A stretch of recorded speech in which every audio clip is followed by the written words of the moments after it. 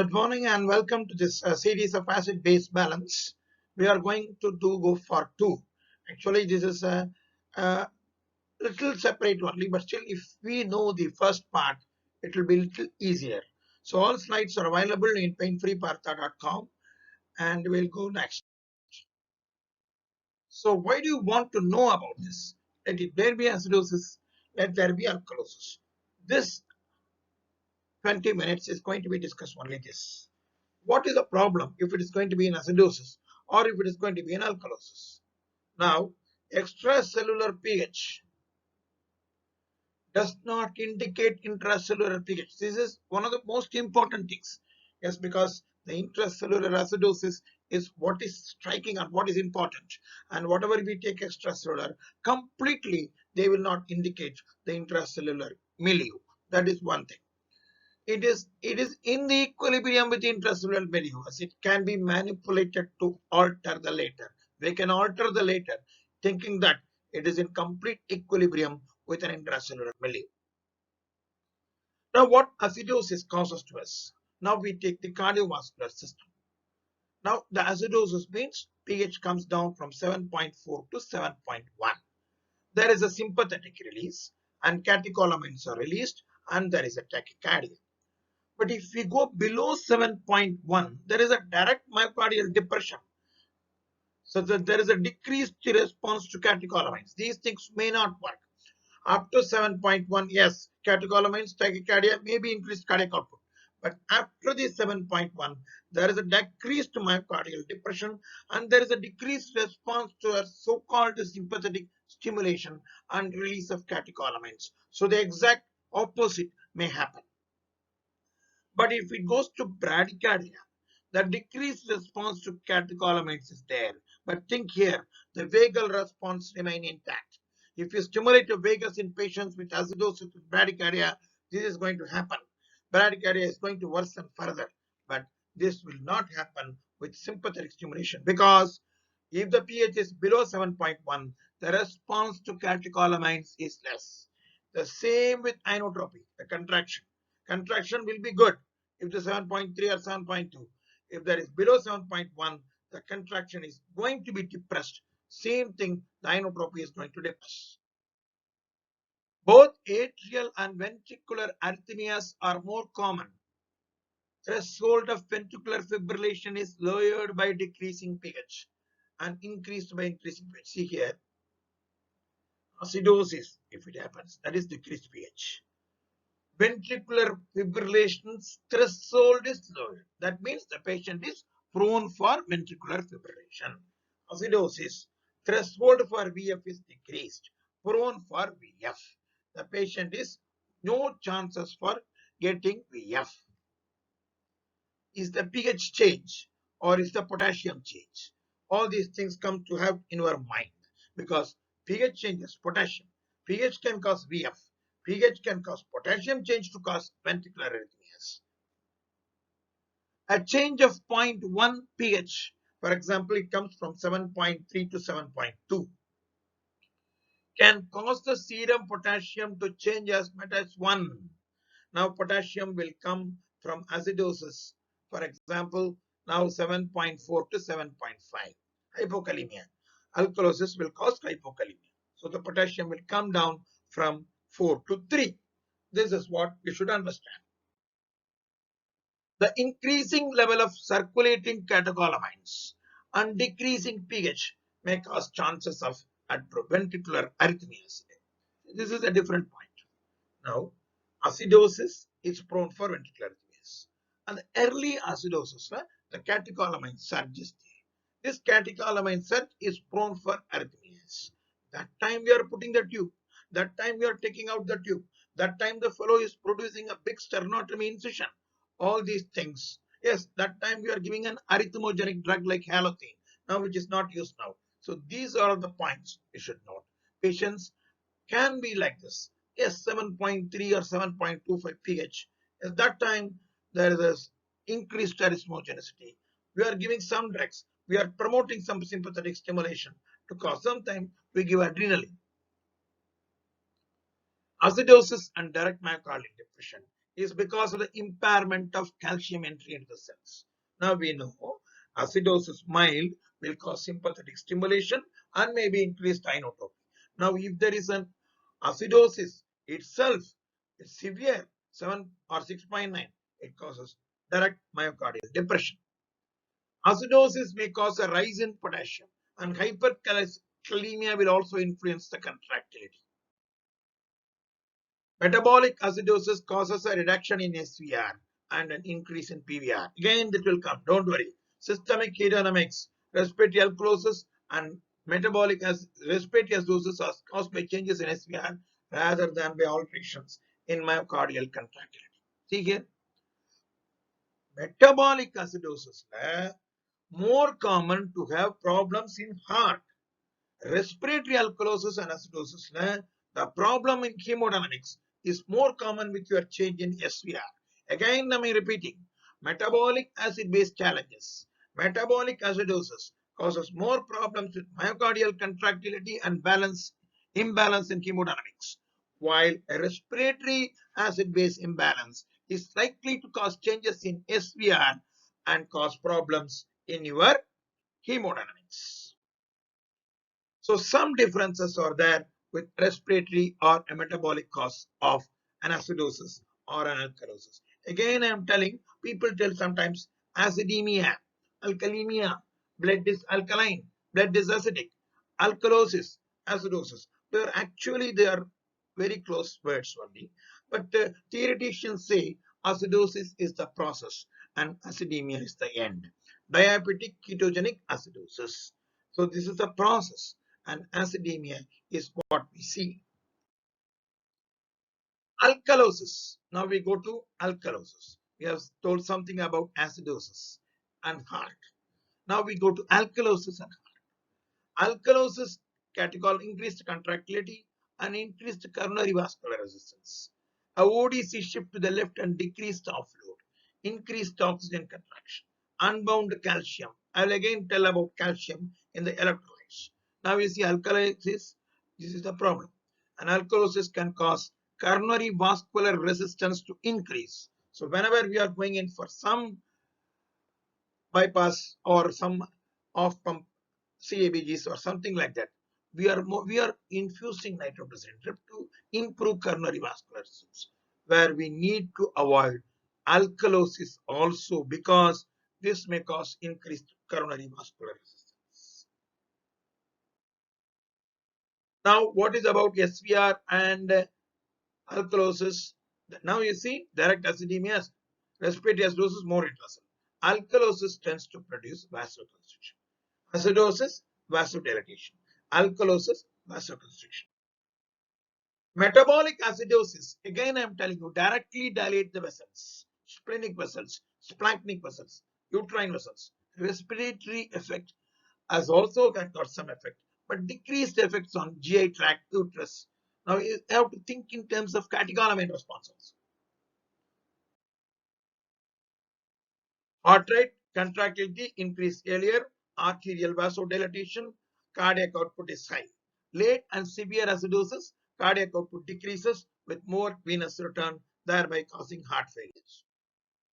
Now, what is the essence? We have told contractility, first earlier acidosis, slowly the heart rate, catecholamine response, heart rate will rise, contractility will rise, and after that, a complete shutdown, slow acidosis severe, your direct vasodilatation, direct myocardial depression will cause the cardiac output problems. So in between the catecholamine response, all these changes are influenced by acid-base balance changes in potassium and calcium. Now we will go to respiratory system. The respiratory response to acidosis is increased ventilation. So we are going acidosis. PCO2 is rising. Very simple. We have to breathe fast and remove the carbon dioxide. This is what is happening in Kussmaul's respiration. Respiratory acidosis, more respiration, faster response. 2 to 3 liters in minute ventilation for 1 millimeter increase in PCO2. Yes, increase in PSO. So if the PCO2 is going on to 120 and all, then slowly the respiratory depression will be there. till 60, 70, normally is at 35. If it goes to 50, 60, 1 millimeter per minute ventilation will rise. So, but if it goes to some 100 or 120, automatically it is decrease. Complete respiratory depression will be there. Otherwise, it is respiratory stimulation, early hypercapnia, wash out of carbon dioxide, go back to its original state. Volatile anesthetic agent decrease the slope of the response of the CO2 in a dose-dependent fashion. For example, the CO2 here, the CO2 rises, the minute ventilation rises. The CO2 rises, the minute ventilation rises. Now you see, if you give halothane or isoflurane, the slope will be like this. If the CO2 rises, the minute ventilation may not increase that much. From here, this may come as here. Acidosis. Now we have told about acidosis, hypercarbia, increased minute ventilation. Even if it is going to be metabolic acidosis, like diabetic ketoacidosis, there is an increased minute ventilation throughout your acid and come back to normal. But what is happening in airway resistance? Acidosis causes direct bronchodilation and alkalosis causes direct bronchoconstriction. All these things are relatively subtle. Hydrogen ion may induce vagal stimulation and bronchoconstriction, like that it is reverse. But what we need to remember is acidosis, bronchodilation, alkalosis, bronchoconstriction. Now we know about what is Bohr effect. Already we are told about Bohr effect. Alkalosis, a shift to the left. Acidosis, a shift to the right. I will come back again in one class about understanding the oxygen dissociation curve. After this, the 2,3G and shifts back to acidosis. The response to pulmonary vasculature, again I have told you, is opposite. Acidosis causes decreased SVR, vasodilation. Acidosis may cause increased PVR. Yes, we are already depending upon your HPV. Sometimes, some cases, we don't want the HPV to decrease. There, if we cause an alkalosis, think of it. We want hypoxia-pulmonary vasoconstriction. We want it because in many cases, and especially in lung surgeries, HPV has to be intact. That time, if you create an alkalosis, your PVR may decrease and cause problems. This is what the clinical understanding you need to know about acidosis, alkalosis, decreased SVR, and increased PVR. Now, gastrointestinal effects. Now we have so far discussed cardiovascular effects, respiratory effects. In respiratory effects, we have mentioned about mainly three things. Number one is minute ventilation. Number two is bronchodilation. Number three is pH-induced pulmonary vascular resistance. Isolated gastric esophageal tissues have decreased the spontaneous rate and amplitude of intrinsic neural discharge. So that is why many of the small acidotic patients, you can see vague abdominal pain and nausea and vomiting because these tissues are slightly become sluggish.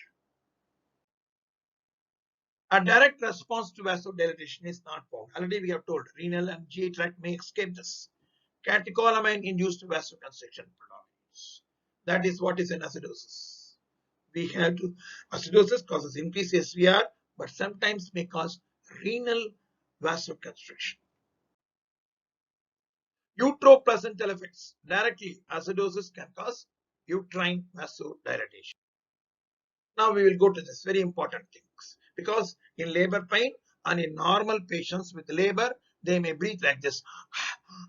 They may produce respiratory alkalosis. This is what happens. What does it do if a patient in labor breathes like this? Now you have alkalosis causing decreased blood flow to the fetus. Alkalosis can cause a leftward change in the shift. Leftward, again I will tell a separate class about the ODC curve and the double Bohr effect.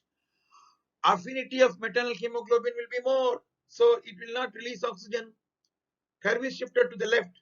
It will not shift. It will not offload. So that is another problem. So there is a decreased uteroplacental flow. There is a decreased oxygen offload. So the patient will become, the fetus, the baby will become hypoxic and alkalosis. This is metabolic acidosis of the fetus. The respiratory alkalosis of the mother will decrease placental blood flow, will decrease oxygen delivery, so that fetus causes hypoxemia and a metabolic acidosis. What are the neuroendocrine effects? A rise in PCO2 causes vasodilatation and increased cerebral blood flow. That everyone knows, like PCO2 rise, cerebral blood flow rise. That is why we don't want hypercapnia. We want hypocapnia in patients with some other cerebral diseases. If the PCO2 is very high, then it may go for coma. Acidosis decrease temperature and alter the regulations. Now, what are the electrolyte effects? Now there is an acidosis. Hydrogen ions compete for the negatively binding charge on albumin, displacing calcium and increasing the proportion of ionized calcium. Albumin, there is a receptor in which calcium is bound. Now hydrogen ion comes. Why? Because the patient is having acidosis. This will displace the calcium. So the patients will become hypercalcemic, especially the ionized calcium will increase. Okay? Alkalosis causes clinical hypocalcemia. Understand? That is why sometimes hysterical hyperventilation will cause this so-called hypocalcemic. So many changes are there, no carpopedal spasms. That is why that is alkalosis, decreased hydrogen, more calcium into this. This calcium is decreased. Ionized calcium is decreased. Hydrogen ion will come, acidosis will come, displace the calcium and will produce hypercalcemia. Now, potassium and pH levels are usually reciprocal. Acidosis na hyperkalemia, alkalosis na hypokalemia. So 0.1 pH is 0.6 millimoles. Change in the potassium concentration. Now the relation is again non-linear. Now there are a lot of studies, mammalian, non-mammalian, ECF, in vitro, temperature, single tissue, does exercise matters, and more effect make us live, or something like that. So many studies are there because many of these studies are many of animal studies. Yes, I have injected acidosis into the rat and saw the potassium. I have injected alkalosis into the rat, saw the mammalian heart muscle potassium contents. All these things, many of these studies are towards mammalians or non-mammalian studies. So we should be very careful in interpreting all these studies according to the clinical situations. Process or insult, which matters, very important. Now the patient is acidosis because of hypoxemia, ischemia. What is the reason of the acidosis? We need to correct that. That is very important in treating acidosis. How damaging is alkalosis in its own right? That is what I told. If the pH is 6.9, everything, myocardial depression, everything is there. That is its own right to crush. But if the pH is 7.2, there may be increased catecholamine surge. That is where we need to put a complete line and see where are we? Where is the situation? Is the acidosis progressing to cause problems on its own right, or because of sympathetic response and electrolyte changes? The biological effects of metabolic alkalosis and directly resultant to associated problems like hypovolemia and potassium and chloride depletion. Yes, very important. The patient is having vomiting continuously. It will cause alkalosis. It will cause hypokalemia. Both are there. And potassium is also lost from the vomiting, and alkalosis also will cause potassium to come down. Understand? We are having vomiting. Hydrogen is lost. Potassium is lost. Hydrogen is lost means alkalosis. This alkalosis will further worsen potassium. So in these patients, where are we? Are we going to start anesthetizing these patients? Hypovolemia, nausea, vomiting continuously. Yes, or continuous rice tube aspirations. Think about these things. Metabolic alkalosis causing cardiac, respiratory, neuroendocrine, GIT problems, and associated electrolyte problems. These electrolyte problems can cause cardiac rhythm disturbances. Think about when with a patient, when you are going to start anesthetizing a patient with complete continuous rice tube aspirations. The basis is we know what is the process. Metabolic or respiratory, there may be some changes. Respiratory changes more prone for uteroplacental problems. Metabolic changes may be more prone for cardio problems. Early catecholamines, late direct depression, whether it is SVR, whether it is pulmonary. Acidosis will decrease SVR, acidosis will decrease SVR, acidosis will increase PVR. late direct actions, and the oxygen dissociation curve again. So we need to treat the root cause. What is the problem? Vomiting, diarrhea. Diarrhea can cause alkalosis. What is the direct problem? For sometimes this diarrhea may be to some other cause. It may be producing an acidosis. This is what we should need. Unless you understand the wholesome patient like that, it is very difficult to interpret a blood gas analysis. That is what we are going to go in the next slides, in the next videos.